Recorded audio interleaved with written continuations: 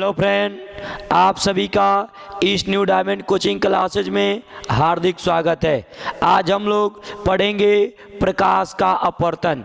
इस वीडियो में हम लोग जानेंगे प्रकाश के अपवर्तन क्या होते हैं और प्रकाश के अपवर्तन से संबंधित कौन कौन से घटनाएं होती हैं। जैसे हम लोग कुछ एग्जाम्पल देख लेते हैं। जैसे कि अब हम लोग देखते हैं कि अगर क्या करें, किसी बर्तन में अगर पानी भरा हुआ है, अगर उसमें किसी सिक्के को डाल देते हैं तो देखते हो सिक्का ऊपर उठा हुआ दिखाई देता है। किसके कारण? प्रकाश के अपवर्तन के कारण। या हम कभी देखते हैं उसमें हम क्या करें, किसी पेंसिल को डाल दें या पेन को डाल दें या किसी स्टिक को डाल दें तो अक्सर देखते वो टेढ़ा दिखाई देता है। वो भी किसके कारण?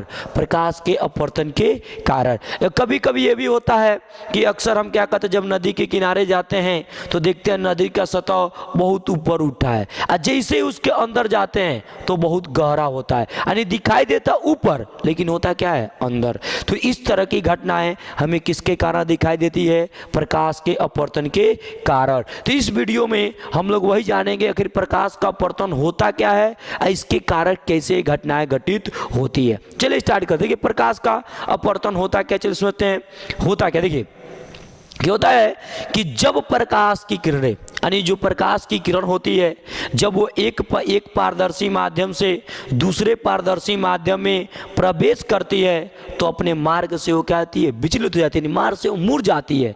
इस घटना का नाम क्या है? प्रकाश का अपवर्तन। जैसे कि हम यहाँ पे देख लें कि ये वायु है, ये वायु है, एक माध्यम हम यहाँ पे ले लेते हैं वायु। वायु ऊपर का माध्यम वायु और नीचे का माध्यम में क्या ले लेते हैं? कांच। ये क्या है? कांच। ये हमने कांच ले लिया, ठीक। अब ये देखिए, ये अलग माध्यम है, ये अलग माध्यम है। जब प्रकाश की किरणें इस पे आपतित हो रही है, इसको जाना चाहिए था क्या? सीधे, लेकिन ये क्या करती है? इसे मुड़ जाती है। इस घटना का नाम ही क्या है? प्रकाश का अपवर्तन। यानी प्रकाश की किरणें एक पारदर्शी माध्यम से दूसरे पारदर्शी माध्यम में प्रवेश करने पर मुड़ जाने को ही क्या कहते हैं? प्रकाश का क्या? अपवर्तन। तो आई होप आप लोग इसे समझ गए होंगे। तो कोई पूछे प्रकाश का अपवर्तन किसे कहते हैं तो क्या लिखेंगे? जब प्रकाश की किरणें एक पारदर्शी माध्यम से दूसरे पारदर्शी माध्यम में प्रवेश करती है तो अपने मार्ग से विचलित हो जाती है। इस घटना को प्रकाश का अपवर्तन कहते हैं। एक बात और जाके, प्रकाश के अपवर्तन के लिए शर्त क्या है? प्रकाश के अपवर्तन के लिए शर्त है कि जो प्रकाश की किरण होना चाहिए वो क्या होना चाहिए? एक माध्यम से, एक पारदर्शी माध्यम से दूसरे पारदर्शी माध्यम में प्रवेश करना चाहिए। यानी जो दूसरा माध्यम होना चाहिए वो पारदर्शी होना चाहिए, तभी प्रकाश के अपवर्तन की घटना घटित होगी, अन्यथा घटित नहीं होगी। यदि अपारदर्शी होता तो क्या होता है बताइए? जब अपारदर्शी होता तो यहीं से परावर्तित होकर वापस आ जाता। जब इसमें अंदर आता ही नहीं, विचलन होता ही नहीं, जब विचलन होता ही नहीं तो प्रकाश के अपवर्तन की घटना घटित नहीं होती। तो प्रकाश के अपवर्तन के लिए आवश्यक है कि इसका माध्यम क्या होना चाहिए? दोनों माध्यम पारदर्शी होना चाहिए। तो इसलिए हम इसको क्या कर सकते हैं? जब प्रकाश की किरणें एक पारदर्शी माध्यम से दूसरे पारदर्शी माध्यम में प्रवेश करती है तो अपने मार्ग से विचलित हो जाती है। इस घटना को प्रकाश का अपवर्तन कहते हैं। तो आई होप आप लोग इसे समझ गए होंगे। अब हम लोग जानेंगे कि प्रकाश के अपवर्तन की घटना घटित होती कैसे है। तो पूरे प्रकाश के अपवर्तन में अगर हम दो चीज़ों को अगर अच्छे से समझ लें तो पूरे प्रकाश के अपवर्तन में हमें किसी प्रकार का कोई दिक्कत नहीं हो सकता है। पहला होता है विरल माध्यम, विरल माध्यम, विरल माध्यम। दूसरा होता है सघन माध्यम। अगर अच्छे समझ गए कि सघन माध्यम क्या होता है, विरल माध्यम क्या होता है, तो इस पूरे चैप्टर में किसी को कोई दिक्कत होने वाली नहीं है। ये आप लोग अच्छे समझे। तो सबसे पहले समझते हैं विरल माध्यम होता है क्या। विरल माध्यम का मतलब जिसका घनत्व क्या हो? जिसका घनत्व अधिक हो, सॉरी जिसका घनत्व कम हो, जिसका घनत्व कम हो। ये था सघन माध्यम का मतलब जिसका घनत्व क्या हो? अधिक हो, जिसका घनत्व अधिक हो। ये दो चीजें हमें जाननी पड़ेंगी। अधिक हो, सघन का मतलब जिसका घनत्व अधिक हो, विरल का मतलब जिसका घनत्व कम हो। अब विरल होता क्या, घनत्व कम होने का मतलब क्या है, यानी वह माध्यम जिसके अणुओं की संख्या कम हो, अर्थात अणु थोड़ा दूर दूर पाए जाते हो, उसे हम लोग बोलते हैं विरल माध्यम। और सघन माध्यम का मतलब इसमें अणुओं की संख्या क्या हो, अधिक हो, तो उसे हम लोग क्या कहेंगे, सघन माध्यम। जैसे आप लोगों से कहा जाए, अगर आप लोगों से कोई पूछ दे बताइए जल सघन है कि विरल, अब कई लोगों का जवाब क्या होगा, बहुत लोग कहेंगे क्या है, विरल है, विरल है। अब बहुत लोग कहेंगे क्या, सघन है। तो ये हमारा कहना ही गलत है, क्योंकि ये क्वेश्चन जो पूछने का तरीका वो गलत है।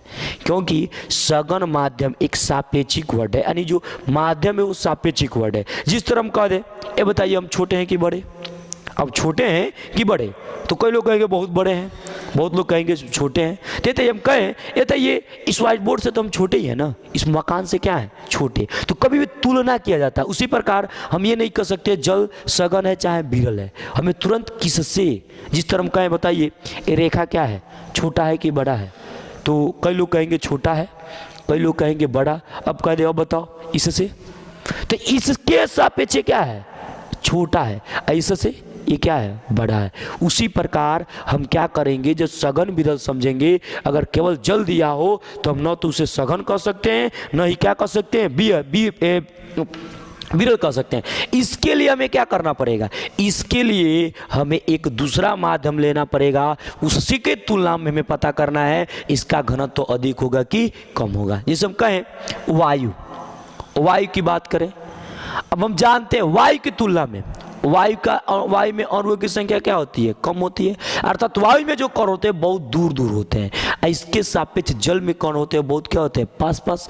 इसके हिसाब से इसका घनत्व अधिक होगा, इसका घनत्व क्या होगा, कम। तो ये हमारा क्या कहलाएगा, विरल, ये होगा विरल, और ये क्या होगा, सघन। तो इस प्रकार अगर तुलना करके पता करेंगे, अब कहे यथा जल व वायु में कौन सघन कौन विरल, तुरंत जानेंगे कि वायु विरल है और जल क्या है, सघन। क्योंकि वायु में अणुओं की संख्या क्या होती है, दूर दूर होती है, किसके अपेक्षा, जल के अपेक्षा। और जल में अणुओं की संख्या क्या होती है, इसकी अपेक्षा पास पास होती है। तो इस तरह हम तुलना करके बता सकते हैं कि जल के सापेक्ष वायु क्या है, सघन, और वायु क्या है, विरल। तो आई होप आप लोग इसे समझ गए। फिर भी देखते हैं और एक और। अच्छा हम कहें कि तो कांच ले ले और क्या ले ले, कांच ले ले और जल ले ले। अब जल और कांच की बात करते हैं तो अक्सर हम देखते हैं कि जल का घनत्व, जल में अणुओं की संख्या अधिक होगी, इसमें क्या होगा, कम होगा। तो ये क्या कहलाएगा, सघन, ये क्या कहलाएगा, सघन, और जल क्या कहलाएगा, विरल। तो यहाँ पे कन्फ्यूज हो जाते हैं, क्या भाई यहाँ पे तो जल सघन था, यहाँ पे क्या हो गया, विरल। तो यहाँ पे क्या था, वायु के तुलना में था, वायु के तुलना में जल के अणुओं की संख्या ज़्यादा होती है, इसका घनत्व अधिक होता है, इसलिए जल क्या है, सघन। यहाँ पे कांच के तुलना में जल का घनत्व क्या है, कम, इसलिए विरल, और कांच क्या है, सघन। तो आई होप आप लोग इसे समझ गए होंगे। तो ये कभी कन्फ्यूजन नहीं होना चाहिए, सघन कौन है, विरल कौन है। सघन का मतलब जिसका घनत्व तो अधिक हो, विरल का मतलब जिसका घनत्व क्या हो, कम। जैसे हम बात कर लें कांच और जल में, जल कांच के सापेक्ष क्या है, विरल, क्योंकि कांच की तुलना में इसका घनत्व क्या है, कम है। अब बात करें वायु की तुलना में, तो वायु की तुलना में सघन है, क्योंकि वायु की तुलना में इसका घनत्व क्या है, अधिक। अब बात कर लें वायु और कांच की, तो वायु और कांच की, अब बताओ वायु में क्या होगा, विरल, और ये क्या होगा, सघन। तो आई होप आप लोग इसे क्या किए होंगे, समझ गए होंगे। तो इस तरह से अगर इतना वर्ड आप लोग को पता चल जाता है कि सघन क्या है, विरल क्या है, तो प्रकाश को, अपवर्तन को हम बहुत ही इजी तरीके से समझ सकते हैं। तो चलिए इसके आगे हम लोग पढ़ते हैं। तो हम लोग क्या जाने, दो चीज़ें जाने। पहला क्या जाने, प्रकाश का अपवर्तन। तो प्रकाश का अपवर्तन क्या कहेंगे, जब प्रकाश की किरणें एक पारदर्शी माध्यम से दूसरे पारदर्शी माध्यम में प्रवेश करती है तो अपने मार्ग से विचलित हो जाती है, इस घटना को प्रकाश का अपवर्तन कहते हैं। उसके बाद हम लोग पढ़े विरल माध्यम। विरल माध्यम किसे कहेंगे, वह माध्यम जिसका घनत्व कम होता है उसे विरल माध्यम कहते हैं, वह माध्यम जिसका घनत्व अधिक होता है उसे सघन माध्यम कहते हैं। तो इस तरह से हम लोग समझे। अब एक बात यहाँ पे समझेंगे, देखिए यहाँ पे कुछ पॉइंट लिखेंगे, समझेंगे। देखिए जब प्रकाश की किरणें सघन माध्यम से विरल माध्यम में प्रवेश करती है तो अभिलंब की ओर क्या होती है, झुक जाती है। याद रखेंगे, जब प्रकाश की किरणें सघन माध्यम से विरल माध्यम में प्रवेश करती है तो अभिलंब की ओर झुक जाती है। चलिए लिख लेते समझते हैं। जैसे हम यहाँ पे एक माध्यम ले लिए, ये माध्यम हो गया। माध्यम, ऊपर का माध्यम क्या है, वायु। ऊपर का माध्यम वायु और नीचे का माध्यम क्या है, जल। अब वायु और जल में कौन विरल कौन सघन है, तो हम सबको पता है कि ये क्या होगा, विरल, और ये क्या होगा, ये क्या होगा, सघन। ये है सघन, ये है अपवर्तक पृष्ठ। ये मैंने अपवर्तक पृष्ठ ले लिया। अब एक प्रकाश की किरण इस पे क्या हो रही है, आपतित हो रही है। तो जब आपतित होगी तो कभी भी इसके अपवर्तन के लिए हम एक अभिलंब खींचेंगे। तो इसके पृष्ठ पे एक अभिलंब हमने खींच दिया, इसके पृष्ठ पे एक अभिलंब खींच दिया। तो याद रहेंगे, जब प्रकाश की किरणें विरल माध्यम से सघन माध्यम में प्रवेश करती है तो अभिलंब की ओर क्या करती है, झुक जाती है। देखिए अभिलंब की ओर क्या हुई, झुक गई। तो याद रखेंगे, जब प्रकाश की किरणें विरल माध्यम से सघन माध्यम में प्रवेश करती है तो अभिलंब की ओर क्या करती है, झुक जाती है। अब एक बात और देखिए, ये आपतित किरण है, इंसिडेंट रे, और ये क्या है, अभिलंब है, नॉर्मल है। अब बताइए, आपतित किरण और अभिलंब के बीच बने कोण को क्या कहते हैं, आपतन कोण, आई। ये क्या है, अभिलंब। ये अपवर्तित किरण, अभिलंब और अपवर्तित कोण के बीच बने कोण को क्या कहेंगे, आर। इसको बोलेंगे अपवर्तन कोण। इसका नाम क्या होगा, अपवर्तन कोण। अपवर्तन कोण। इसका नाम क्या होगा, आपतन कोण। ये दो किरणें हैं, आपतन कोण। आप लोग आराम से समझेंगे, ये आपतन कोण है। अब क्या होता है इस कंडीशन में, ये अभिलंब है, ये आई है। आइए तो अभिलंब की ओर झुक गया ना, अभिलंब की ओर झुकेगा तो एंगल का मान थोड़ा क्या होगा, कम होगा। इसे जाना चाहिए था सीधे, तो एंगल का मान ये होता है, अगर सीधे जाता तो आई इसके टोटल के बराबर होता, लेकिन अब इसके बराबर है। तो हम क्या कहेंगे, आई ग्रेटर देन क्या होगा, आर। तो याद रखेंगे, जब प्रकाश की किरणें विरल माध्यम से सघन माध्यम में प्रवेश करती है तो अभिलंब की ओर झुक जाती है, और इस स्थिति में क्या होता है, आपतन कोण का मान अपवर्तन कोण से क्या होता है, बड़ा होता है। तो आई होप आप लोग इसे बहुत अच्छे से समझेंगे। तो याद रखेंगे, जब प्रकाश की किरणें विरल माध्यम से सघन माध्यम में प्रवेश करती है तो अभिलंब की ओर झुक जाती है, और इस स्थिति में आपतन कोण का मान अपवर्तन कोण से क्या होता है, अधिक होता है। चलिए एक और हम समझ लेते हैं। अब मान लेते हैं यहाँ पे एक हमने माध्यम ले लिया, इसे ये माध्यम ले लिया। ऊपर वाला माध्यम हम क्या ले लेते हैं, ऊपर वाला माध्यम ले लेते हैं जल, और नीचे वाला माध्यम क्या ले लेते हैं, कांच, सॉरी वायु ले लेते हैं, वायु। ये ले लिए। अब जल और वायु में क्या होगा, जल क्या होगा, सघन, और यहाँ से वायु क्या होगा, विरल। ये वायु विरल है, वायु विरल है, ठीक। तो अब यहाँ पे देखेंगे कि प्रकाश की किरणें क्या हो रही है, आपतित हो रही है। इस तरह से आपतित हुआ, तो अब इसके लिए अपवर्तित किरण के लिए हमें अभिलंब खींचना पड़ेगा ना। अपवर्तित किरण के लिए यहाँ अभिलंब खींचेंगे, ये अभिलंब है, ये अभिलंब है। तो अब प्रकाश की सघन से किस में जा रही है, विरल। याद रखिए, जब प्रकाश की सघन से विरल में जाती है तो अभिलंब से क्या होती है, दूर हट जाती है। अब अभिलंब से दूर हटेगी तो ये हमारा क्या है, ये है आपतन कोण आई, ये अपवर्तन कोण क्या है, आर। अब यहाँ पे जो आई है लेस देन क्या है, आर, यानी आपतन कोण का मान अपवर्तन कोण से क्या है, छोटा है। तो आप लोग समझेंगे कि जब प्रकाश की किरणें सघन माध्यम से विरल माध्यम में प्रवेश करती है तो अभिलंब से दूर हट जाती है। इस स्थिति में आपतन कोण का मान अपवर्तन कोण से क्या होता है, छोटा होता है। तो आई होप आप लोग इसे समझेंगे। देखिए इसको हम फील करके देख समझे कि ये क्या है। ये देखिए वायु है, इसके पास अणुओं की संख्या कम है, यानी सैनिक कम है, यानी इसमें रुकावट कम है। जल के पास अणुओं की संख्या क्या है, ज़्यादा है। जब ये प्रकाश की सीधे आएगी तो से दबाव डालेगी तो अंदर की ओर क्या करती है, झुक जाती है। और यहाँ पे देखिए जल है, ये क्या है, वायु। तो जल के पास अणुओं की संख्या अधिक, सघन का मतलब घनत्व अधिक है, यहाँ पे घनत्व क्या है, कम। तो यहाँ पे जब आगे चलते हैं तो यहाँ पे इसमें घनत्व अधिक, धीरे धीरे चलेंगे, लेकिन जैसे ही विरल में जाएंगे घनत्व कम है, क्या बहुत तेजी से जाएगा। तो इसलिए ये अभिलंब से क्या होता है, दूर हट जाता है। तो आई होप आप लोग इसे समझ गए होंगे कि ये क्या होता है। तुमने क्या बताया कि जब प्रकाश की किरणें विरल माध्यम से सघन माध्यम में प्रवेश करती है तो अभिलंब की ओर झुक जाती है। इस स्थिति में आपतन कोण का मान अपवर्तन कोण से बड़ा होता है, और जब प्रकाश की किरणें सघन माध्यम से विरल माध्यम में प्रवेश करती है तो अभिलंब से दूर हट जाती है। इस स्थिति में आपतन कोण का मान अपवर्तन कोण से क्या होता है, छोटा होता है। तो आई होप आप लोग इसे समझ गए होंगे। समझेंगे प्रकाश के अपवर्तन से संबंधित घटनाएं।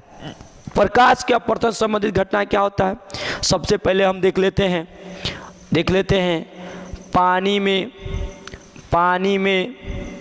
पानी में रखे सिक्के का ऊपर उठा हुआ दिखाई देना। ऊपर उठा हुआ क्या करना, दिखाई देना। तो ये क्यों देता है, इसके बारे में हम लोग समझ लेते हैं। अभी हम लोगों ने बताया था कि जब किसी सिक्के को पानी में रखते हैं तो ऊपर क्यों दिखाई देता है, तो प्रकाश के अपवर्तन के कारण।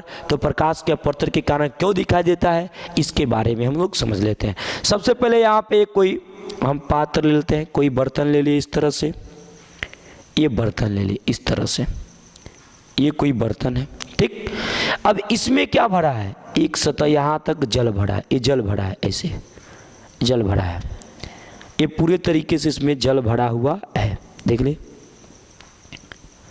ये जल भरा है। अब क्या करते हैं, इसके मान लेते हैं इसके सतह पर एक सिक्का है, कहीं सतह पे कोई यहाँ पे मान लेते हैं, यहाँ पे क्या है, सिक्का है रखा है, ऐसे ये सिक्का रखा है, ये कोई सिक्का है।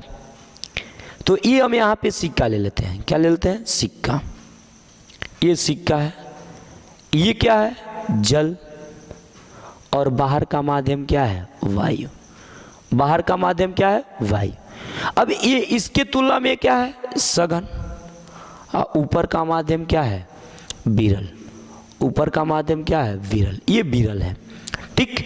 अब हम क्या करेंगे, ये पूरा विरल है। अब हम क्या करेंगे, अब जब इसको देखेंगे तो ये कब दिखाई देगा, जब यहाँ से चलने वाली प्रकाश की किरण आंखों तक पहुँचेगी तभी ना दिखाई देगा। अब यहाँ से देखिए प्रकाश किरण चलिए, इसे प्रकाश किरण चल रही है, तो ये प्रकाश किरण जाइए। अब प्रकाश किरण किससे प्रवेश कर रही है, सघन से विरल में। ये प्रकाश किरण किससे प्रवेश कर रही है, सघन से विरल में, यानी जल से किस में जा रही है, वायु में। जल से वायु में जा रही है, इसका मतलब सघन से किसमें प्रवेश कर रही है, विरल में। तो यहाँ पे एक अभिलंब खींच देंगे, ये अभिलंब है, ये अभिलंब खींच दिए, अभिलंब। हम जानते हैं जब प्रकाश की किरणें सघन माध्यम से विरल माध्यम में प्रवेश करती है तो अभिलंब से क्या होती है, दूर हट जाती है। अभिलंब से दूर हटती है, अभिलंब से दूर हटती हुई हमारे आंखों में क्या करती है, प्रवेश करती है, जिसके कारण अब देखिए है तो यहाँ, लेकिन ये कहाँ दिखाई देता हुआ प्रतीत होगा, यहाँ पे दिखाई देता हुआ क्या होगा, प्रतीत होगा। तो देखिए अपने वास्तविक भाग से कुछ ऊपर उठा हुआ दिखाई दे रहा है ना, ये अपने वास्तविक भाग से कुछ ऊपर उठा हुआ क्या कर रहा है, दिखाई दे रहा है। तो इसीलिए कहते हैं कि अगर पानी में कोई वस्तु रखा है, सिक्का रखा है, तो अपने वास्तविक भाग से कुछ ऊपर उठा हुआ क्या करता है, दिखाई। क्यों दिखाई देता है, पढ़ सकते हैं, क्या लिखेंगे, पानी में रखा हुआ सिक्का ऊपर उठा हुआ दिखाई देता है क्योंकि सिक्के से आने वाली प्रकाश की किरणें सघन माध्यम से विरल माध्यम में प्रवेश करती है, जिससे अभिलंब से दूर हटते हुए हमारे आंखों में क्या करती है, प्रवेश करती है, जिससे सिक्का का संपूर्ण भाग अपने वास्तविक भाग से कुछ ऊपर उठा हुआ दिखाई देता हुआ प्रतीत होता है। तो इस तरह हम लोग क्या जाने, प्रकाश के अपवर्तन के कारण सिक्का कैसे ऊपर उठा हुआ दिखाई देता है। तो इसलिए में रखा सिक्का ऊपर उठा हुआ दिखाई क्यों देता था, कैसे लिखेंगे, पानी में रखा सिक्का ऊपर उठा हुआ दिखाई देता है, क्योंकि सिक्के से चलने वाली प्रकाश की किरणें सघन माध्यम से विरल माध्यम में प्रवेश करती है, जिससे सिक्के का प्रत्येक भाग अपने वास्तविक भाग से कुछ ऊपर उठा हुआ दिखाई देता हुआ प्रतीत होता है। तो आई होप आप लोग इसे बहुत अच्छे से समझ गए होंगे। अगर अभी भी इसमें किसी प्रकार का डाउट हो तो कमेंट बॉक्स में कमेंट करके बता सकते हैं। तो इस तरह से समझाना है, क्या पानी में रख के सिक्के ऊपर उठा हुआ दिखाई देता है। इसी प्रकार क्या होता है, जब मछुआरा नदी में मछली मारने जाता है तो करता क्या है, वो निशाना मछली जहां दिखाई देती है उसे नीचे लगाता है, क्योंकि उसे पता है कि ऊपर उठा हुआ दिखाई देता है। क्योंकि प्रकाश मछली से आने वाले प्रकाश के लिए क्या हो रही है, जल से वायु में यानी सघन से विरल में अविलंब से दूर हटती हुई हमारे आंखों में प्रवेश कर रही है, और मछली जो है अपने वास्तविक भाग से ऊपर उठा हुआ दिखाई दे रही है। तो इसलिए कोई भी अगर हम पानी में वस्तु रख देते हैं तो अपने वास्तविक भाग से ऊपर उठा हुआ दिखाई देता है। किसके कारण, प्रकाश के अपवर्तन के कारण। कैसे ऊपर दिखाई देता है हम लोग इसके द्वारा समझ लिए। तो आई होप आप लोग इसे समझ गए। हम लोग समझेंगे प्रकाश के अपवर्तन के नियम। प्रकाश के अपवर्तन के नियम क्या होता है, चलिए इसको समझते हैं। सबसे पहले यहाँ पे हम एक अपवर्तक पृष्ठ ले लिए, ये अपवर्तक पृष्ठ है। ऊपर का माध्यम हम क्या ले लेते हैं, वायु, और नीचे का माध्यम क्या ले लेते हैं, जल। ये हम नीचे का माध्यम जल ले लेते हैं, ऐसे ये जल ले लिए, ठीक, ये जल ले लिए। इसमें जल भरा हुआ है इस तरह से, ये जल है।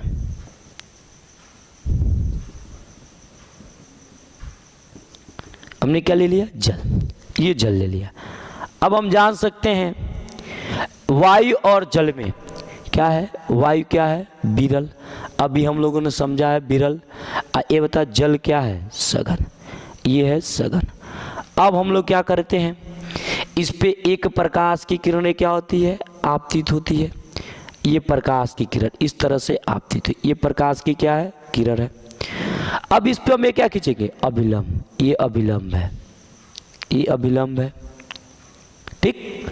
तो जो किरण आई इसका नाम क्या होगा, आपतित किरण। इसका नाम क्या है, आपतित किरण, ठीक, आपतित किरण। इसका नाम क्या है, अभिलंब, इसका नाम है अभिलंब। आपतित किरण और अभिलंब के बीच बने कोण को हम लोग क्या कहते हैं, आपतन कोण क्या कहते हैं, आई। इसका नाम है आपतन कोण, इसका नाम है आपतन कोण, ठीक। इसे आई से दर्शाते हैं, इंसिडेंट एंगल।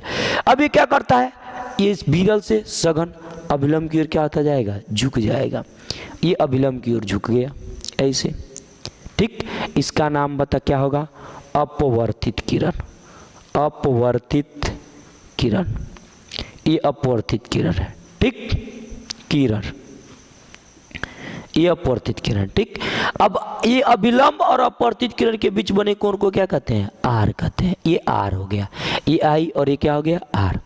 तो इस प्रकार से हम सभी जो आई आपतित किरण, विचलित होने के बाद जो प्राप्त हुई अपवर्तित किरण, आपतित किरण अभिलंब के बीच बने कोण को आपतन को और आई, और अपवर्तित किरण और अपवर्तित किरण अभिलंब के बीच बने कोण को आर। तो इस तरह से हम लोग ये समझ गए। अब देखिए प्रकाश के अपवर्तन के दो नियम होते हैं। प्रकाश के अपवर्तन के दो नियम क्या होता है, पहला नियम क्या कहता है, आपतित किरण अपवर्तित किरण। आपतित किरण अपवर्तित किरण और आपतन बिंदु पर, जिस बिंदु पर टकरा रहे इसका नाम क्या है, आपतन बिंदु, आपतन बिंदु, आपतन बिंदु। तो याद रखेंगे आपतित किरण अपवर्तित किरण और आपतन बिंदु पर खींचा गया विलंब तीनों एक ही तल में स्थित हो। देखिए तीनों एक ही तल में स्थित है ना, तो इस प्रकार हम क्या कह सकते हैं, आपतित किरण अपवर्तित किरण और आपतन बिंदु पर खींचा गया विलंब तीनों एक ही तल में क्या होता है, स्थित होता है। ये प्रकाश के अपवर्तन का क्या है, फर्स्ट नियम। ये हम लोग प्रकाश के परावर्तन में पढ़े थे, तो यहाँ पे बस अपवर्तित किरण की जगह पे क्या है, परावर्तित किरण की जगह पे क्या है, अपवर्तित किरण। तो आई होप आप लोग इसे समझ। फिर से एक बार सुनेंगे, आपतित किरण अपवर्तित किरण और आपतन बिंदु पर खींचा गया विलंब तीनों एक ही तल में स्थित होते हैं। तो आई होप आप लोग इसे समझ गए। ये प्रकाश के अपवर्तन का फर्स्ट नियम। अब सेकेंड नियम पढ़ते हैं, क्या होता है, ध्यान समझेंगे। ये सेकेंड नियम पढ़ेंगे। देखिए सेकेंड नंबर क्या होता है, एक वर्णीय प्रकाश के लिए, एक वर्णीय का मतलब एक रंग के प्रकाश के लिए उसका कलर एक रंग होना चाहिए। एक वर्णीय प्रकाश के लिए, एक वर्णीय प्रकाश के लिए किन्हीं दो माध्यमों में, देखिए दो माध्यम है ना, किन्हीं दो माध्यमों में आपतन कोण की ज्या। आपतन कोण की ज्या का मतलब साइन आई, साइन आई। आपतन कोण की ज्या, अपवर्तन कोण की ज्या का मतलब साइन आर। आपतन कोण की ज्या अपवर्तन कोण की ज्या के क्या होती है, समानुपाती होती है। तो क्या समझे, एक बार समझेंगे, ध्यान समझेंगे। प्रकाश के अपवर्तन के दो नियम होते हैं। पहला, आपतित किरण, अपवर्तित किरण और आपतन बिंदु पर खींचा गया विलंब तीनों एक ही तल में स्थित होता है। सेकेंड नंबर क्या है, किन्हीं दो माध्यमों में एक वर्णीय प्रकाश के लिए आपतन कोण की ज्या अपवर्तन कोण की ज्या के समानुपाती होता है। अर्थात हम कह सकते हैं साइन आई इस अनुक्रमानुपाती साइन क्या, आर। ज्या का मतलब साइन, आपतन कोण का मतलब आई, ये समानुपाती है, ये साइन, ये ज्या और ये क्या है अपतन, क्या अपवर्तन कोण। तो आई होप आप लोग इसे समझेंगे। अब देखिए फिजिक्स का ये रूल है, जब भी हम अनुक्रमानुपाती का चिन्ह हटाते हैं तो उसके जगह पे एक क्या जुड़ता है, बराबर लगाएंगे तो उसके जगह पे कांस्टेंट जुड़ता है। यहाँ पे कांस्टेंट क्या जुड़ता है, n। यहाँ पे कांस्टेंट जुड़ता है n। अब तुरंत लिखेंगे जहाँ जहाँ n एक क्या है, नियतांक है। n एक क्या है, नियतांक है, जिसे जिसे जिसे जिसे अपवर्तनांक कहते हैं, जिसे अपवर्तनांक कहते हैं। ये अपवर्तनांक है। तो यहाँ से ये क्या आ जाएगा, n इजिकल टू क्या मिलेगा, साइन आई अपान क्या मिल जाएगा, साइन आर। तो ये है इसे ही स्नेल का नियम कहता है। क्या लिखेंगे, इसे ही स्नेल का नियम कहते हैं। इसे स्नेल का नियम कहते हैं। अगर कोई पूछ दे स्नेल का नियम क्या है तो यही लिखेंगे, क्या लिखेंगे, किन्हीं दो माध्यमों में एक वर्णीय प्रकाश के लिए आपतन कोण की ज्या अपवर्तन कोण की ज्या के समानुपाती होती है। अर्थात साइन आई अनुक्रमानुपाती साइन आर।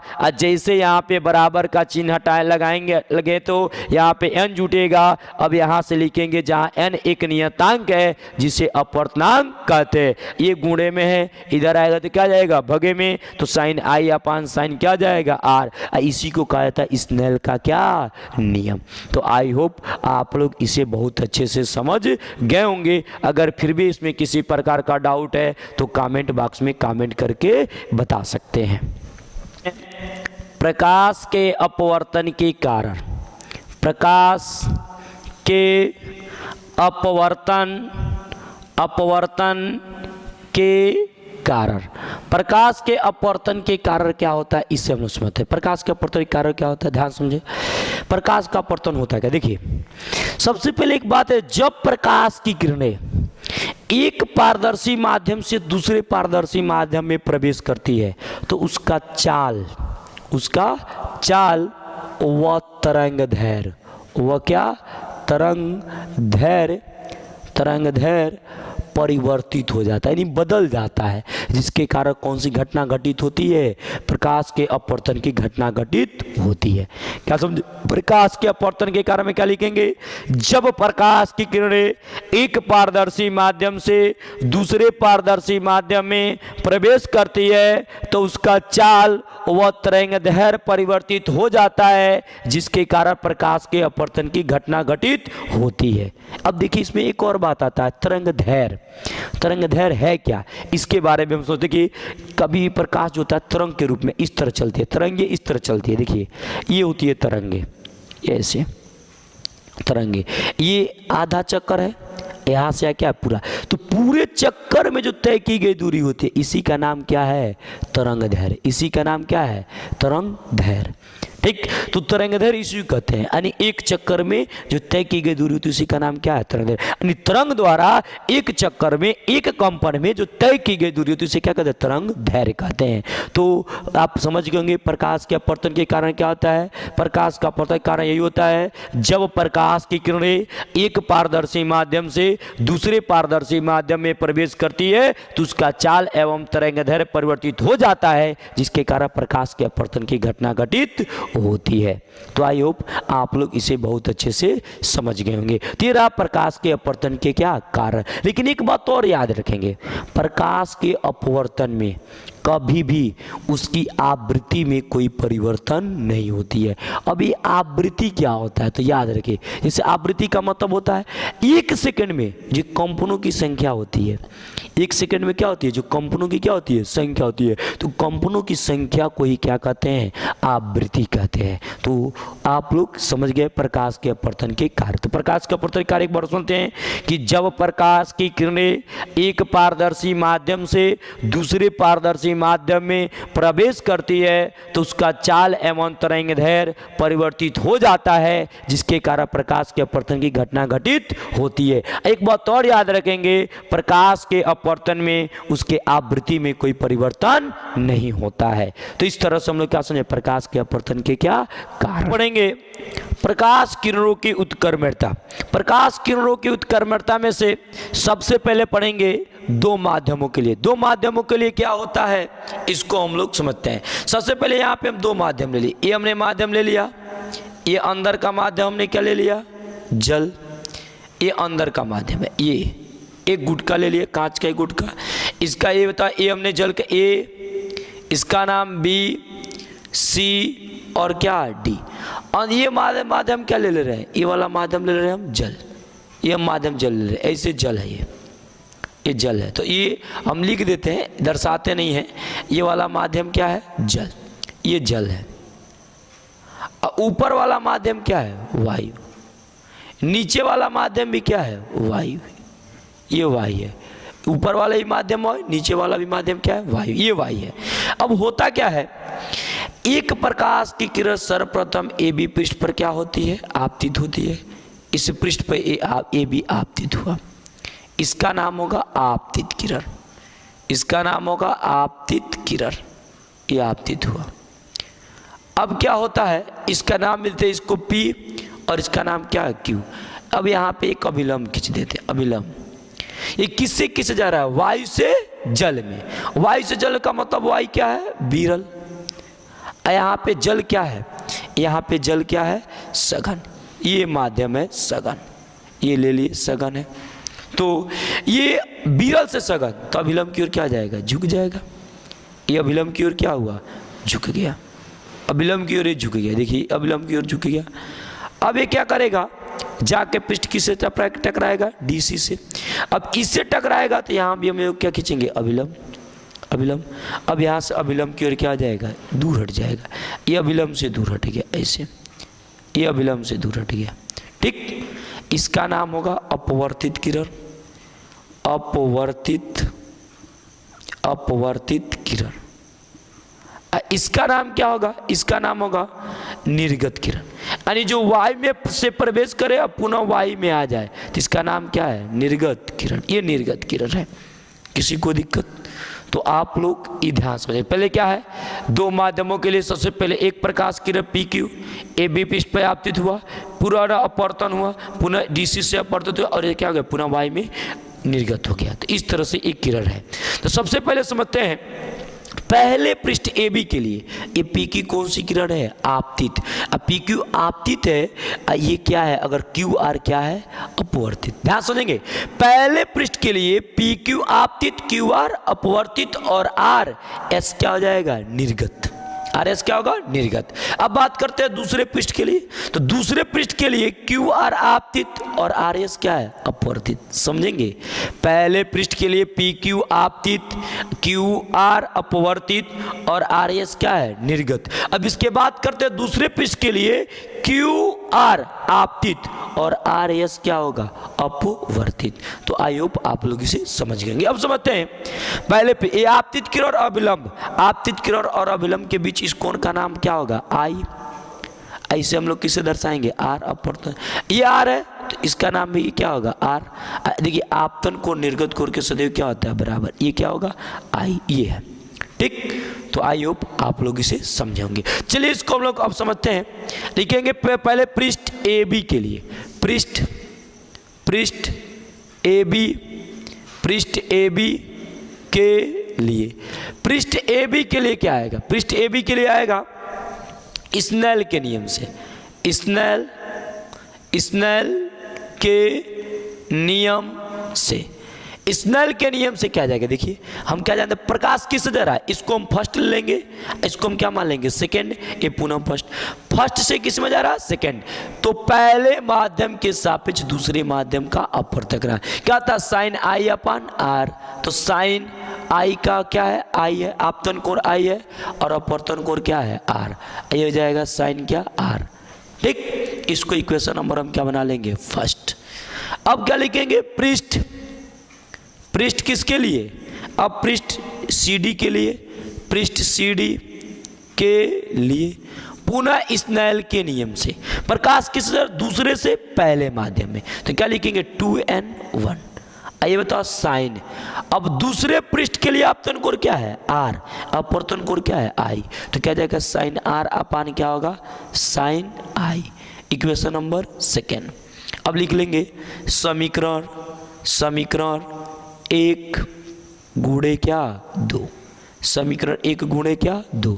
तो यहां से क्या जाएगा, समीकरण 1 गुणे 2, 1n2 इंटू 2n क्या 1 is equal to sine i upon sine क्या r into sine r upon sine क्या आई। अब आई से आई कैंसिल, आर से आर कैंसिल, तो क्या जाएगा 1n2 into 2n1 is equal to क्या जाएगा 1। तो इस तरह से फार्मूला हमारा क्या निकल के आ गया, पहले माध्यम के सापेक्ष दूसरे माध्यम का अपवर्तनांक इंटू दूसरे माध्यम के सापेक्ष पहले माध्यम का अपवर्तनांक इजकल टू क्या आ गया 1। तो आई होप आप लोगों की बहुत अच्छे से समझ में आया होगा। फिर भी अगर इसमें किसी प्रकार का डाउट है तो कमेंट बॉक्स में कमेंट करके बता सकते हैं। इसके बाद हम यहाँ पे क्या ले सकते हैं, अगर हम क्या कर दे, पहला माध्यम क्या है, पहला माध्यम यहाँ से क्या है, पहला वायु, वायु को क्या लिखेंगे एयर, वायु को क्या लिखेंगे एयर। और दूसरा माध्यम क्या है जल, तो दूसरा माध्यम क्या है डब्लू, ठीक वाटर। अब लिख लेंगे एक के जगह, वन के जगह पे क्या रखेंगे, वन के जगह पे रखेंगे ए एन क्या रखेंगे डब्लू इंटू डब्लू एन क्या जी एयर या इजकल टू क्या 1। इस तरह से इसको ट्रांसफर कर देंगे तो ए एन डब्ल्यू इजकल टू 1 अपान डब्ल्यू एन क्या आ जाएगा ए। या इसी को हम ऐसे लिख सकते हैं, 1 क्या है पहला माध्यम, एन दूसरा क्या 2 इजकल टू 1 बटे में 2n क्या 1। तो इस तरह से फार्मूला क्या होता है, पहले माध्यम के सापेक्ष दूसरे माध्यम का अपवर्तनांक बराबर होता है 1 बटे में दूसरे माध्यम के सापेक्ष पहले माध्यम का अपवर्तनांक। तो ये हम लोग का एक नया फार्मूला प्राप्त हुआ। अगर आपको इसी में किसमें किसी प्रकार का दिक्कत हो तो कमेंट बॉक्स में कमेंट करके बता सकते हैं। प्रकाश किरणों की उत्क्रमणीयता, तो अभी हम लोगों ने 2 माध्यमों के लिए प्रकाश किरणों के उत्क्रमणीयता को समझा। अब हम लोग समझेंगे 3 माध्यमों के लिए। अब 3 माध्यमों के लिए प्रकाश किरणों की उत्क्रमणीयता क्या होती है इसको हम लोग समझते हैं। तो इस तरह से हम ले लेते हैं, एक माध्यम ले ले, इसे ये माध्यम ले लिए, ऊपर वाला माध्यम क्या है वायु, इसको हम लोग बोलेंगे प्रथम माध्यम। अब यहाँ से बीच में से माध्यम को, ये वाला माध्यम को क्या ले लेते हैं जल, इसको हम लोग बोलेंगे सेकेंड। ये वाला माध्यम क्या ले लेते हैं कांच, इसको हम लोग बोलेंगे थर्ड। और सबसे नीचे वाले माध्यम को हम लोग क्या बोलेंगे वायु। यानी ऊपर वाला और नीचे वाला दोनों माध्यम क्या है वायु। इसका नाम देते हैं ए व बी, इसका नाम सी व डी, इसका नाम ई व क्या एफ। अब क्या होती है, सर्वप्रथम एक प्रकाश की किरण ए बी पर क्या होती है आपतित होती है। इस तरह ए बी पे आपतित हुई। अब ए बी पर आपतित हुई तो प्रकाश की किरणें किससे किस में जा रही है वायु से जल में। वायु क्या है? विरल, और जल क्या है? सघन। और जब प्रकाश की किरणें विरल माध्यम से सघन माध्यम में प्रवेश करती है तो अभिलंब की ओर क्या करती है? झुक जाती है। तो यहाँ पे एक हम अभिलंब लिए, और जब अभिलंब की ओर झुक जाती है तो ये देखिए प्रकाश की किरणें अभिलंब की ओर क्या हो गई? झुक गई। ये अभिलंब की ओर झुक गए, ठीक। ये प्रकाश की किरण अभिलंब की ओर क्या हो गई? झुक गए। अब पुनः एक किससे टकराएगी? सीडी पृष्ठ से। ये किस में प्रवेश करेगी? कांच में। ये जब प्रकाश की किरण जल से कांच में प्रवेश करेगी तो जल क्या है? विरल, और कांच क्या है? सघन। और जब प्रकाश की किरणें विरल से सघन में प्रवेश करती है तो पुनः अभिलंब की ओर क्या करती है? झुक जाती है। तो पुनः ये अभिलंब की ओर क्या करेगी? झुक जाएगी। ये हल्का सा झुक गई, ऐसे ये झुक जाती है। अब पुनः अब प्रकाश की किरणें क्या हो रही है? कांच से वायु में। तो यहाँ से पुनः अभिलंब खींचेंगे। हम लोग को पता है जब प्रकाश की किरणें कांच से वायु में जाती है तो अभिलंब से क्या होती है? दूर हट जाती है। ये अभिलंब से क्या हो गई? दूर हट गए। तो सबसे पहले हमने इसका नाम क्या दे दिया? पी क्यू, इसका नाम आर एस और क्या? टी। तो हम पहले समझ लेते हैं। देखिए ए बी पृष्ठ के लिए पी क्यू आपतित किरण है, और क्यू आर अपवर्तित किरण, और एस टी क्या है? निर्गत किरण। अब बात करते हैं सीडी पृष्ठ के लिए। सीडी पृष्ठ के लिए क्यू आर क्या है? आपतित, और आर एस क्या है? अपवर्तित। अब बात करते हैं ईएफ के लिए। ईएफ के लिए आर एस क्या है? आपतित, और एस टी क्या है? अपवर्तित। तो इस प्रकार से देख रहे हैं कि एक ही किरण अलग अलग पृष्ठों के लिए अलग अलग कार्य कर रही है। जैसे हम बात करें ए बी पृष्ठ के लिए पी क्यू आपतित और क्यू आर क्या है? अपवर्तित। यही बात करें सीडी के लिए तो क्यू आर क्या है? आपतित, और आर एस क्या है? अपवर्तित। और ईएफ के लिए बात करें तो आर एस क्या है? आपतित, और एस टी क्या है? अपवर्तित। तो इस तरह से इसके हम लोगों ने किरण आरेख को समझा। अब देखिए आपतित किरण और अभिलंब के बीच बने कोण को क्या कहते हैं? आपतन कोण। तो इसका नाम बताओ क्या होगा? आई। इसका नाम क्या होगा? आई। इसका नाम हम लोग क्या दे देते हैं? आर। इसका नाम आर। तो इसका भी नाम आर होगा। तो ये थोड़ा सा झुका है तो कुछ कम हो जाएगा, तो इसका नाम हम आर डैश कर दे रहे हैं, तो ये भी आर डैश होगा। ये वाला क्या होगा? आई। आपतन को निर्गत कोण के सदैव क्या होता है? बराबर। अब इसके लिए हम डेरिवेशन स्टार्ट करते हैं। तो सबसे पहले लिखेंगे ए बी पृष्ठ के लिए। किसके लिए? ए बी पृष्ठ के लिए। ए बी पृष्ठ के लिए। अब ए बी पृष्ठ के लिए किससे? स्नेल के नियम से। किसके नियम से? स्नेल के नियम से। स्नेल के नियम से। अब स्नेल का नियम क्या कहता है? पहले माध्यम के सापेक्ष दूसरे माध्यम का अपवर्तनांक आपतन कोण की ज्या और अपवर्तन कोण की ज्या के अनुपात के क्या होता है? बराबर। तो प्रकाश की किरण पहले माध्यम से किस में जा रही है? दूसरे माध्यम में। इसके लिए आपतन कोण क्या है? साइन आई, और अपवर्तन कोण क्या है? Sine r. Equation number first. अब इसी प्रकार लिख लेंगे। इसी प्रकार हम दो पृष्ठ और देख रहे हैं। इसी प्रकार सीडी व ईएफ पृष्ठ के लिए। अब इसके लिए भी इस पृष्ठ के लिए क्या हो जाएगा? देखिए प्रकाश किससे किस में जा रही है? प्रकाश दूसरे से तीसरे, तो दूसरे माध्यम के सापेक्ष तीसरे माध्यम का अपवर्तनांक साइन।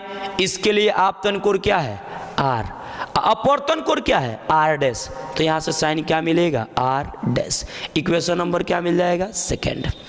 अब देखते हैं प्रकाश उसके बाद तीसरे से किस में जा रही है? पहले में। तो क्या मिलेगा? Sine r dash. क्या मिलेगा? Sine r dash. अब बट्टे में क्या मिलेगा? Sine i. इक्वेशन नंबर क्या मिलेगा? थर्ड। अब ये तीनों का मल्टीप्लाई कर देंगे। लिखेंगे समीकरण 1 गुणे 2 गुणे किससे? 3 से। तीनों आपस में मल्टीप्लाई कर देंगे। चलिए मल्टीप्लाई करते हैं। तो मल्टीप्लाई करने पर क्या आ जाएगा? यहाँ से देखिए पहले माध्यम के सापेक्ष दूसरे माध्यम के अपवर्तनांक, दूसरे माध्यम के सापेक्ष तीसरे माध्यम का अपवर्तनांक, तीसरे माध्यम के सापेक्ष पहले माध्यम का अपवर्तनांक। क्या मिलेगा? साइन आई अपान क्या मिलेगा? Sine r. उसके बाद क्या मिलेगा? Sine r. अब बटे में क्या मिलेगा? Sine r dash. उसके बाद क्या मिलेगा? Sine r dash. बटे में क्या मिलेगा? Sine i. ये सब कैंसिल हो जाएगा। अब कैंसिल होने के बाद ये क्या मिलेगा, देखिए पहले माध्यम के सापेक्ष दूसरे माध्यम का अपवर्तकनांक, दूसरे माध्यम के सापेक्ष तीसरे माध्यम का अपवर्तकनांक, तीसरे माध्यम के सापेक्ष पहले माध्यम का अपवर्तकनांक। ये साइन आई से आई कैंसिल, आर से आर कैंसिल, आर डैश से आर डैश कैंसिल, तो इसका मान क्या जाएगा 1। ये आ गया। अब चलिए देखिए, ये पहले माध्यम के सापेक्ष दूसरे, बहुत अच्छा, दूसरे माध्यम के सापेक्ष तीसरे माध्यम, ये तीसरे माध्यम के, ये उल्टा लग रहा है तो इसको हम सीधा कर लेंगे। हम क्या जानते हैं, हम ये पढ़े हैं कि अगर 3n1 है, अगर हम बटे में कर देते हैं तो 1 यानी क्या जाता है 3, यानी अगर तीसरे माध्यम के सापेक्ष पहले माध्यम का अपवर्तकनांक है तो हो जाता है 1 बटे में पहले माध्यम के सापेक्ष तीसरे माध्यम का अपवर्तकनांक। तो क्या निकल के आ जाएगा, पहले माध्यम के सापेक्ष दूसरे माध्यम का अपवर्तकनांक, दूसरे माध्यम के सापेक्ष तीसरे माध्यम का अपवर्तकनांक, 1 बटे में पहले माध्यम के सापेक्ष तीसरे माध्यम का अपवर्तकनांक बराबर किसके होगा, n के। इसको इधर कर देंगे, दूसरे माध्यम के सापेक्ष तीसरे माध्यम का अपवर्तकनांक 1n3 बटे में 1 यानी क्या होगा 2। तो ये एक अलग सूत्र हम लोगों को क्या हो गया, प्राप्त हो गया। तो ये आता है तीन माध्यमों के प्रकाश किरणों के उत्क्रमणिकता के लिए सूत्र। इसी से हम लोग को क्वेश्चन को क्या करेंगे, सॉल्व करेंगे। तो आई होप आप लोगों को ये बहुत अच्छे से समझ में आया होगा। अगर आपको इसमें किसी प्रकार का डाउट हो या समझ में न आया हो तो आप कमेंट बॉक्स में कमेंट करके बता सकते हैं। आप इसका एक स्क्रीनशॉट लीजिए। यहाँ पे हम लोग एक क्वेश्चन ले लेते हैं, एक क्वेश्चन को समझते हैं। क्वेश्चन है जल के सापेक्ष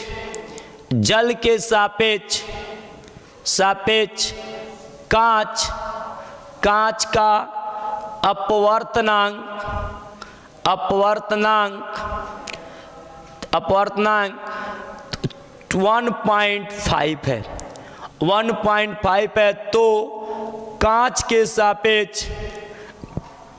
के सापेक्ष जल का अपवर्तनांक ज्ञात कीजिए। जल का अपवर्तनांक ज्ञात कीजिए, या होगा। तो चलिए इसको हम लोग समझ लेते हैं क्या होगा। तो इसको सॉल्व करते हैं। सॉल्यूशन में इसका क्या आ जाएगा, देखिए क्वेश्चन क्या दिया है, जल के सापेक्ष कांच का अपवर्तनांक, जल के सापेक्ष यानी W यानी क्या जी, WN इक्वल टू क्या है 1 क्या है 5। तो क्या करना है, कांच के सापेक्ष यानी GNW यानी कांच के सापेक्ष हमें अपवर्तनांक क्या करना है, ज्ञात करना है। अब आसानी से सॉल्व कर सकते हैं। 1 के ये तो W फर्स्ट मीडियम है, 1 G क्या है सेकेंड। अब इसको रख दें तो ये तो 1N2 इक्वल टू फार्मूला क्या होता है 2N क्या 1, 2N1, 1 के जगह पे W, N 2 के जगह पे G इक्वल टू 1 बटे में क्या जाएगा GN क्या W। ये फार्मूला होता है। अब इसको हम लोग सॉल्व कर सकते हैं। WNG का मान कितना दिया है 1.5 इक्वल टू GNW का मान कितना दिया है, GNW का मान हमें क्या करना है, ज्ञात करना है। तो इसको हम क्या लिख सकते हैं, लिख सकते हैं 15 इसको 10 लिख सकते हैं कि नहीं। इसके डेसिमल को हटाने के लिए 100 से हमने क्या कर दिए 10 से गुणा और 2 से क्या किया भाग, इक्वल टू 1/G यानी क्या मिलेगा W। अब ये भाग देंगे तो कितने बार में आएगा 3 बार में और 2 बार में। अब इसको पलट देंगे GNW इक्वल टू क्या मिलेगा 2/3। तो ये क्या है, कांच के सापेक्ष जल का अपवर्तनांक। तो ये एक छोटा सा हम लोगों ने क्वेश्चन समझा। इससे रिलेटेड एक और हम न्यूमेरिकल समझ लेते हैं, क्वेश्चन नंबर 2। चलिए एक और क्वेश्चन देख लेते हैं इस फार्मूले से, इसको समझ में लेते हैं। दिया है वायु के सापेक्ष जल व कांच का अपवर्तनांक क्रमशः 3/2 व 4/3 है, 4/3 है। तो जल के सापेक्ष जल के सापेक्ष कांच, जल के सापेक्ष कांच व कांच के सापेक्ष जल का अपवर्तनांक ज्ञात कीजिए। जल का अपवर्तनांक ज्ञात कीजिए। तो इस क्वेश्चन को आराम से समझेंगे। ये क्वेश्चन हम लोगों के बोर्ड एग्जाम के लिए काफ़ी महत्वपूर्ण है। ये कई बार बोर्ड एग्जाम में क्वेश्चन पूछा हुआ है। चलिए इसको हम लोग सॉल्व कर लेते हैं। देखिए क्वेश्चन दिया है, वायु के सापेक्ष जल व कांच का अपवर्तनांक। वायु के सापेक्ष जल व कांच का अपवर्तनांक यानी ANW। वायु के सापेक्ष जल, वायु के सापेक्ष जल क्या है 3 क्या है 2। उसके बाद क्या कर रहा है, वायु के सापेक्ष जल, अब उसके बाद क्या कहा कांच, वायु के सापेक्ष कांच यानी AN क्या है G इक्वल टू कितना है 4 क्या है 3। तो क्वेश्चन का है जल के सापेक्ष कांच यानी WNG, और उसके बाद क्या है कांच के सापेक्ष जल यानी GN क्या W। इसकी वैल्यू हमें क्या करनी है, ज्ञात करनी है। चलिए इसको हम लोग ज्ञात कर लेते हैं। आराम से इसको समझेंगे, एकदम धैर्य से समझेंगे। अभी हम लोग को देखें, पहले माध्यम के जगह पे क्या है एयर है, दूसरे माध्यम के जगह पे क्या है W है, तीसरे माध्यम के जगह पे क्या है ग्लास यानी कांच G है। ठीक, अब अभी हम लोग जस्ट फार्मूला पढ़े हैं 2N3 यानी दूसरे माध्यम के सापेक्ष जो पहले माध्यम का अपवर्तनांक होता है वो किसके बराबर होता है, पहले माध्यम के सापेक्ष तीसरे माध्यम का अपवर्तनांक व पहले माध्यम के सापेक्ष दूसरे माध्यम का अपवर्तनांक, ये होता है। तो यहाँ पे हम इसको समझते हैं, पहले दूसरे के जगह पे क्या है यानी W यानी जल, तीसरे के जगह पे क्या है G, अब पहले के जगह पे क्या है एयर, और तीसरे के जगह पे क्या है G। 1 के जगह पे क्या है एयर N, और 2 के जगह पे क्या है W। अब बस वैल्यू पुट करते सब दिया है, ANW का मान भी दिया है, ANG का मान भी दिया। चलिए रखते हैं WNG, ANG का मान 4/3 दिया है, ANW का मान कितना दिया 3 क्या दिया है 2।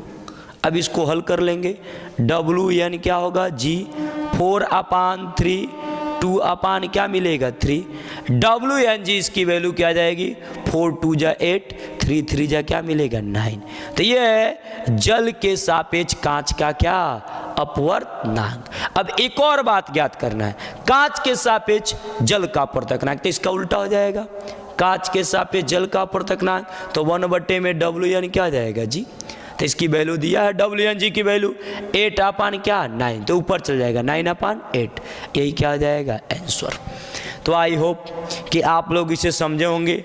अगर फिर भी इसमें किसी प्रकार का डाउट हो तो कमेंट बॉक्स में कमेंट करके बता सकते हैं। तो समझते हैं अपवर्तनांक व प्रकाश की चाल में संबंध। अपवर्तनांक व प्रकाश की चाल में संबंध क्या होता है, चलिए इसको समझते हैं। इस कथन पर एक वैज्ञानिक थे जिनका नाम है हाइगेंस, उन्होंने कहा कि किसी माध्यम का जो अपवर्तनांक होता है निर्वात में प्रकाश की चाल और उस माध्यम में प्रकाश की चाल के अनुपात के क्या होता है बराबर होता है। यानी हम कह सकते हैं जो अपवर्तनांक होगा क्या होगा अपवर्तनांक होगा वो किसके बराबर होगा, निर्वात में प्रकाश की चाल, निर्वात में प्रकाश की क्या जी चाल, प्रकाश की चाल बटे में क्या जी उस माध्यम में प्रकाश की चाल, उस माध्यम में प्रकाश की चाल, उस माध्यम में प्रकाश की चाल। ये किस वैज्ञानिक ने कहा था, हाइगेंस ने। इनमें संबंध होता है, यानी जो किसी माध्यम का अपवर्तनांक होता है निर्वात में प्रकाश की चाल और उस माध्यम में प्रकाश की चाल के अनुपात के क्या होता है बराबर होता है। अपवर्तनांक को किसे दर्शाया जाता है N से, निर्वात में प्रकाश को किसे दर्शाया जाता है C से, उस माध्यम में प्रकाश की चाल को किसे दर्शाया जाता है V से। तो N इक्वल टू क्या प्राप्त होता है C बटे में क्या क्या भी। तो ये होता है अपवर्तनांक व प्रकाश की चाल में क्या संबंध। तो आई होप आप लोग इसे समझ गए होंगे। तो क्या रखेंगे, निर्वात यानी किसी माध्यम का अपवर्तनांक निर्वात में प्रकाश की चाल और उस माध्यम में प्रकाश के चाल के अनुपात के क्या होता है, बराबर। अब चलिए इसको और समझ लेते हैं। अगर हम कहें वायु के सापेक्ष जल का अपवर्तनांक, वायु के सापेक्ष जल का अपवर्तनांक तो क्या हो जाएगा बताएं, अपवर्तनांक क्या जाएगा, वायु के सापेक्ष जल का अपवर्तनांक बराबर क्या होगा, निर्वात या वायु में प्रकाश की चाल अब बट्टे में जल में प्रकाश की क्या चाल। इसे VW से दर्शाएंगे। इसको इक्वेशन नंबर क्या बना लेंगे, फर्स्ट। ठीक, अब इसके बाद क्या ले लें वायु के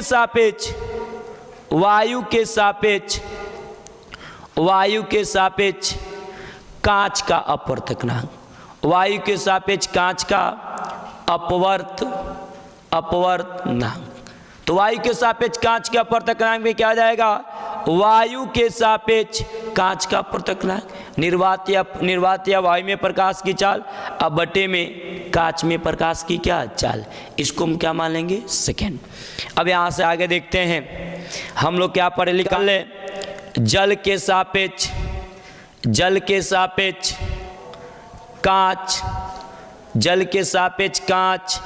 का अपवर्तनांक, जल के सापेक्ष कांच का अपवर्तनांक बराबर क्या जाएगा, WNG, यानी जल के सापेक्ष कांच का अपवर्तनांक क्या मिलेगा, हम लोग सूत्र पढ़े ANG बटे में AN क्या W, ये फार्मूला पढ़े हम पहले से।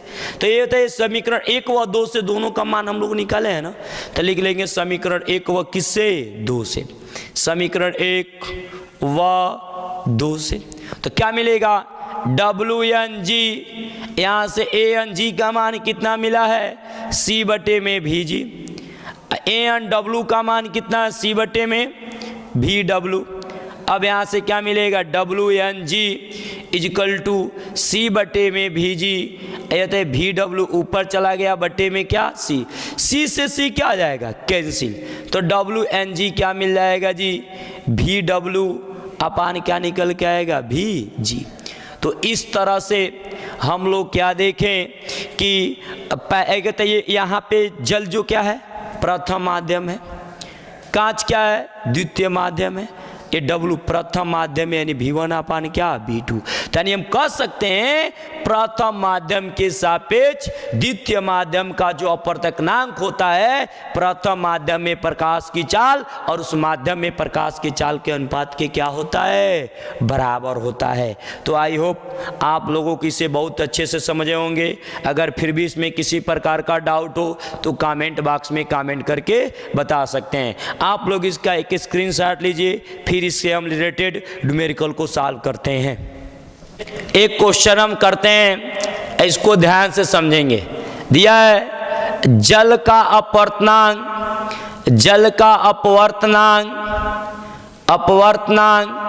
1.5 है, तो जल में प्रकाश की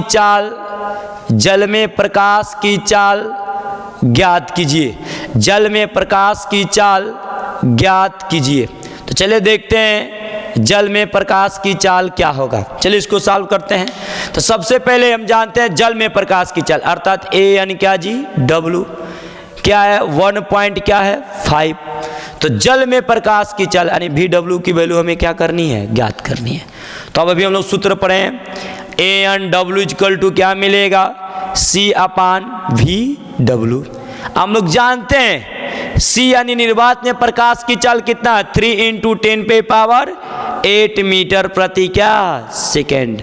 तो यहाँ से इसकी वैल्यू क्या आ जाएगा C का मान रख लेंगे, इसका ANW का मान दिया 1.5 इक्वल टू इसकी वैल्यू दिया 3 × 10⁸ मीटर पर क्या सेकेंड। अब बट्टे में क्या दिया है, VW। ये डिवाइड में इधर आएगा तो मल्टीप्लाई में हो जाएगा, क्या जाएगा 1.5 × VW × 3 × 8 मीटर पर क्या सेकेंड। अब यहाँ से इसको इधर भेज देंगे VW equal to 3 into 10⁻8 metre पर क्या जी सेकेंड। अब यहाँ से 1 पॉइंट क्या मिलेगा 5। अब भाग देंगे तो ये 2 बार में कैंसिल हो जाएगा। तो क्या मिलेगा VW equal to 2 into 10⁻8 metre पर क्या सेकेंड। तो इस तरह से अगर किसी माध्यम का अपवर्तनांक दिया हो तो उस माध्यम में प्रकाश की चाल को हम लोग आसानी से ज्ञात कर सकते हैं। तो इस प्रकार से हम लोगों ने इस पूरे वीडियो में यानी प्रकाश के अपवर्तन को कंप्लीट किए, यानी पूरे 10th के सिलेबस को हम लोगों ने फाइनल किया। अगर आपको ये वीडियो अच्छी लगती है तो लाइक शेयर और सब्सक्राइब कर दें, और अगर इसमें किसी प्रकार का डाउट हो तो कमेंट बॉक्स में कमेंट करके जरूर बताएं। अब प्रिज्म क्या होता है पहले हम समझते हैं, ठीक। प्रिज्म कहते किसे है, ध्यान समझो। देखो प्रिज्म क्या होता है, दो पारदर्शी पृष्ठों से किसी कोण पर दो पारदर्शी पृष्ठ है ना, दो पारदर्शी पृष्ठों से किसी कोण पर कोण पर घिरे हुए एक समांग माध्यम को क्या कहते हैं, प्रिज्म कहते हैं। एक समांग माध्यम को क्या कहते हैं, प्रिज्म। कोई पूछे प्रिज्म किसे कहते हैं, तो दो पारदर्शी पृष्ठों से किसी कोण पर घिरे एक समांग माध्यम को क्या कहते हैं, प्रिज्म कहते हैं। देखो ये प्रिज्म है ना, इसका नाम क्या है, ए बी और क्या है सी, इसके बीच का माध्यम क्या है, एक समांग माध्यम है। अरे सुना, तो कोई पूछे प्रिज्म किसे कहते हैं तो क्या लिखोगे, दो पारदर्शी पृष्ठों से किसी कोण पर घिरे एक समांग माध्यम का मतलब ना सभी जगह उसका अपवर्तनांक क्या हो, इक्वल हो। सभी जगह उसका अपवर्तनांक क्या हो, इक्वल हो, तो उसे हम लोग क्या कहते हैं, एक समान क्या जी माध्यम। देखो अगर कण सभी जगह एक समान है तो उसका सभी जगह पे अपवर्तनांक इक्वल होगा। जब सभी जगह पे अपवर्तनांक इक्वल होगा तो कह सकते हैं वो क्या, एक समान माध्यम है। अब देखो कहीं कणों की संख्या क्या अधिक है, कहीं स्वरूप कणों की संख्या क्या है, कम है, तो वहाँ पे अलग अलग बिंदु पर अपवर्तनांक अलग अलग होंगे, तो हम कह सकते हैं कि यह एक समान माध्यम नहीं है। तो एक समान माध्यम का मतलब उसके सभी जगहों पर अपवर्तनांक क्या हो, इक्वल हो। कोई दिक्कत, तो क्या लिखोगे, दो पारदर्शी पृष्ठों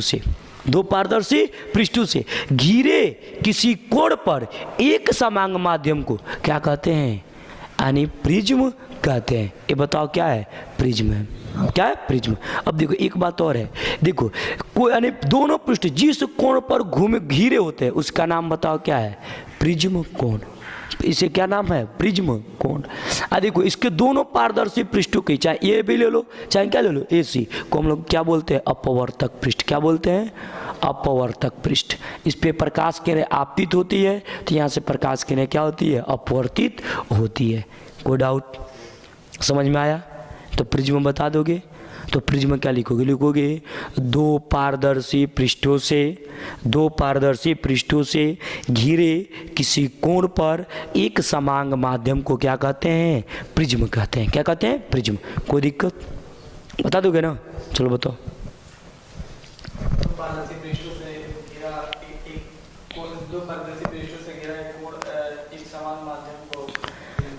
प्रिज्म, तुम बताओ।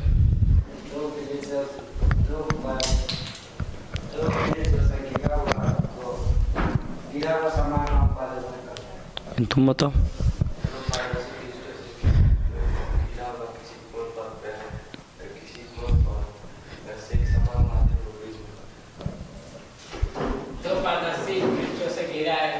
घेरे पर बना एक कोण को एक समान माध्यम को प्रिज्म कहते हैं। डन है, कोई दिक्कत, तो लिखो प्रिज्म। बोले जी, लिखो दो पारदर्शी पृष्ठों से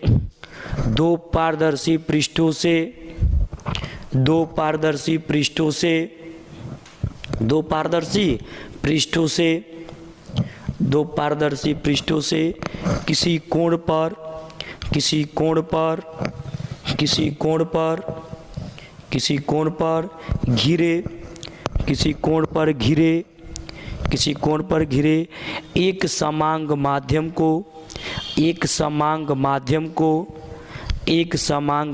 को प्रिज्म कहते हैं।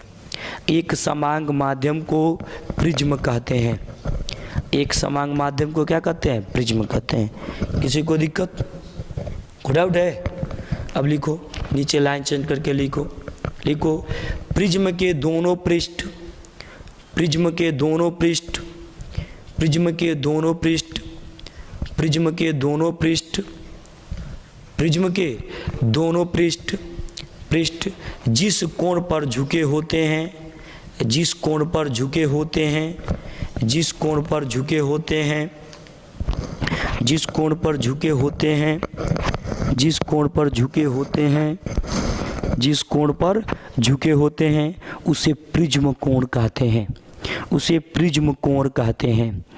उसे प्रिज्म कोण कहते हैं। उसे कौन सा कोण कहते हैं? प्रिज्म कोण। कोई दिक्कत, कोई डाउट है?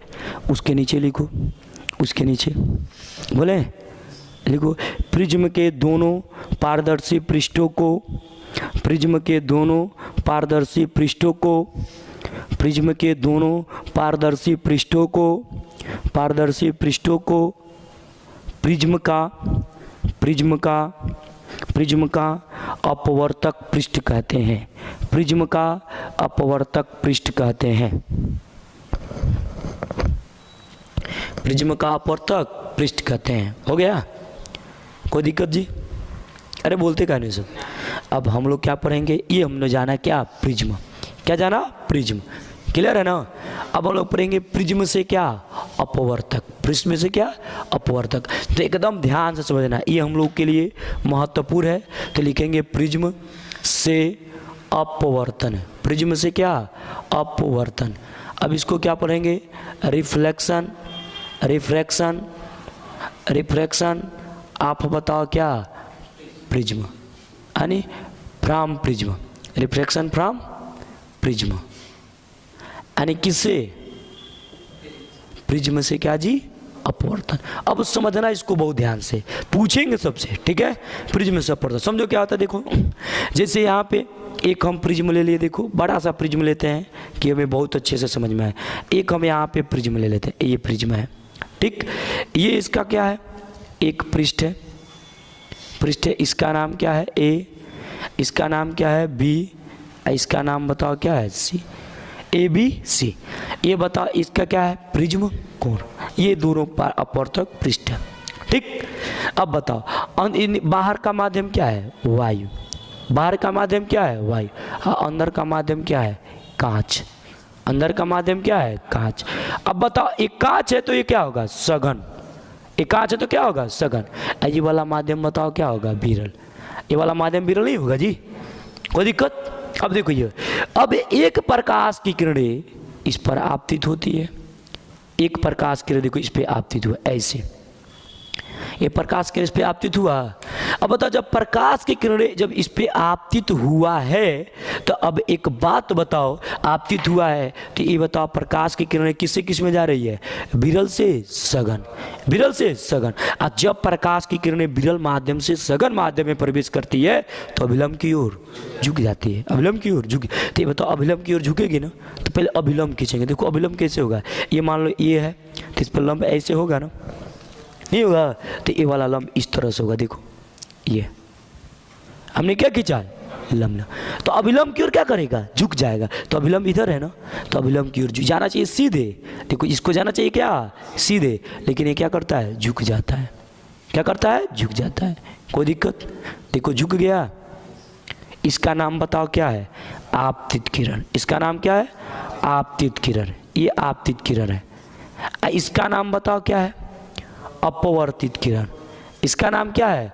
अपवर्तित किरण। ये अपवर्तित किरण रिफ्लेक्शन है, यानी क्या है? अपवर्तित किरण। कोई डाउट? अब क्या करता है? अब बता, इससे भी अपवर्तन होगा ना, अब इस पे आपतित होता है। तो अब बता ये क्या कर रहा है? कांच से विरल, कांच से बाहर जा रहा है ना वायु में, तो बताओ सघन से विरल। जब सघन से विरल में जाता है तो क्या होता है? अभिलंब से दूर। तो अभिलंब बताओ इस पे यही होगा ना, देखोगे अभिलंब इस पे ये होगा ना, तो अभिलंब इस पे खींच दो इस तरह से, इस तरह से। देखो ये अभिलंब, देखो अभिलंब है। तो अब बताओ, अब ये बताओ सघन से विरल अभिलंब से दूर हटेगा, तो ये बताओ अभिलंब से क्या हट गया? दूर। इसका नाम बताओ क्या है? निर्गत किरण। इसका नाम बताओ क्या है? निर्गत किरण। किसी को डाउट? समझ में आया? आया ना? तो इस तरह से देखो हमने क्या समझा, ये एक प्रिज्म है, बाहर का माध्यम वायु, अंदर का माध्यम क्या है? कांच। अब प्रकाश की किरणें सर्वप्रथम एक AB पृष्ठ पर आपतित होती है, आपतित होती है। जब आपतित होती है तो बताओ क्या होगी? विरल से सघन, अभिलंब की ओर झुक गई। अब पुनः सघन से क्या है? विरल, अभिलंब से क्या हो गई? दूर हट गई। समझ में आया कि नहीं? आया ना? तो ये प्रकाश के प्रिज्म से अपवर्तन का क्या है? चिन्ह है। अब देखो इसको पीछे की ओर बढ़ाओ, देखो इसको पीछे की ओर, देखो ऐसे, ये बताओ, ये जा रही थी सीधा, इतना विचलित हुई है ना, इतना विचलित हुई है ना, तो इसको हम लोग विचलन कोण कहते हैं। क्या कहते हैं? विचलन। इसे डेल्टा से दर्शाते हैं, इसको हम क्या कहते हैं? विचलन कोण। इसका नाम क्या है? विचलन कोण। यानी आपतित किरण की दिशा, आपतित किरण की दिशा और अपवर्तित किरण की दिशा के बीच बने कोण को कौन सा कोण कहते हैं? विचलन कोण। क्या कहते हैं? विचलन। ऐसे किसे दर्शाया जाता है?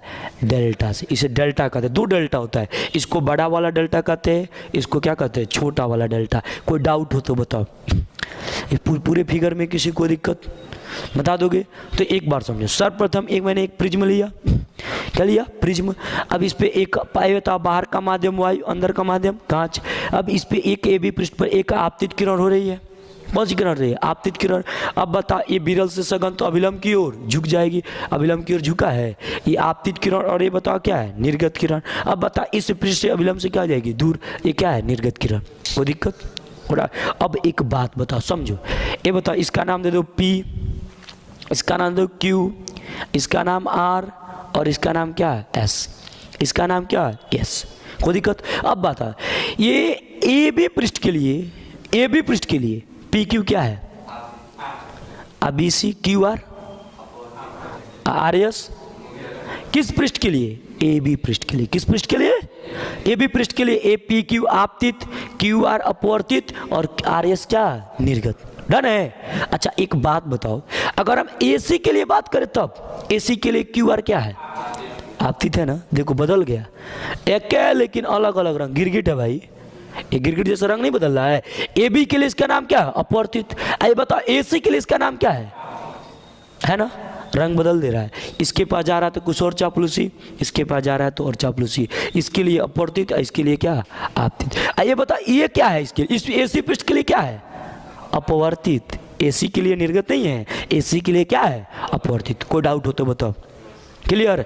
अब बता, आपतित किरण और अपवर्तित किरण के बीच बने कोण को कौन सा कोण कहते हैं? आपतन कोण। तो ये बता, ये आपतन कोण नहीं है, आपतित किरण क्या है? अभिलंब। अपवर्तित किरण अभिलंब के बीच बने कोण को क्या कहेंगे? R। क्या कहेंगे? R। अरे कहां बोलते हो भाई? अब बता, ये कौन सी किरण होगी? निर्गत किरण होगी ना? कौन सी किरण होगी? इसको बना लो R डैश, इसको बना लो क्या? I dash. इसको क्या बना लो? I dash. कोई दिक्कत? ये प्रिज्म से अपवर्तन का पूरा फंडा है। अब बता देखो एक बात और, आपतित किरण की दिशा और अपवर्तित किरण की दिशा के बीच बने कोण को कौन सा कोण कहते हैं? विचलन कोण। कौन सा कोण कहते हैं? विचलन। बता दोगे?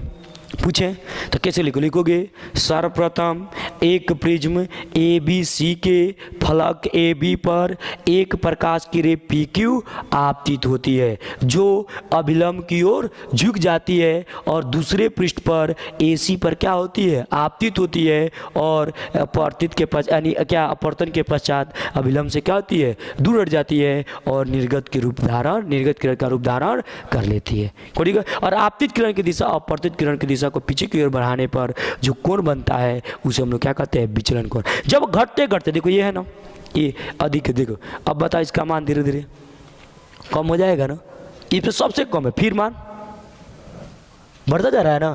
तो एक विशेष स्थिति पे इसका मान सबसे क्या होता है? न्यूनतम। उस स्थिति को क्या कहते हैं? न्यूनतम विचलन कोण। उस कंडीशन क्या कहते हैं? न्यूनतम।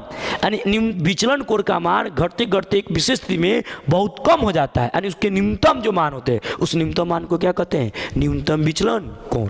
कोई डाउट? क्या लिखोगे?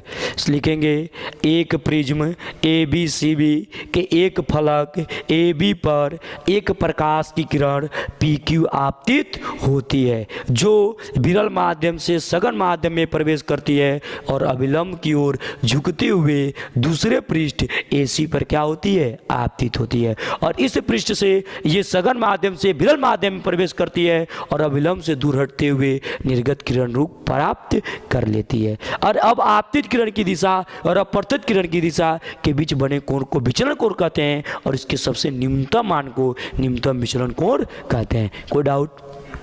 एक शब्द में बताना हो कि ये प्रिज्म से अपवर्तन के पश्चात क्या होता है? प्रिज्म से अपवर्तन के पश्चात प्रकाश के आधार की ओर क्या करती है? झुक जाती है।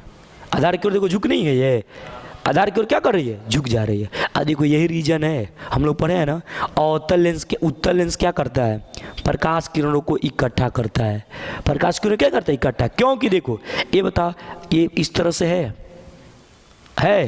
अब प्रकाश किरण आपतित होगी प्रिज्म की तरह है तो आधार किसे क्या करेगा? मोड़ देगा। नहीं मोड़ देगा। अवतल लेंस में क्या होता है? अवतल लेंस में ऐसे होता है, देखो इस तरह से। अब प्रिज्म उल्टा हो गया ना, अब इसका आधार क्या है? ऊपर की ओर, तो ऊपर मोड़ देता है। समझ में आया? ये रीजन है। अगर कोई पूछे बताओ प्रकाश यानी उत्तल लेंस प्रकाश किरण को अभिसरित क्यों करता है? क्योंकि प्रिज्म से प्रकाश किरण अपवर्तन आधार की ओर मुड़ जाती है। क्या करता है? इसके मुख्य अक्ष पर एक ऊपर और इसका शीर्ष क्या होता है? नीचे।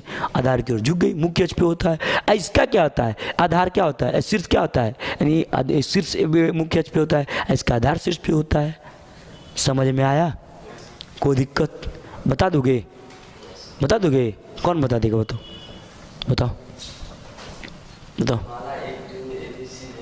हाँ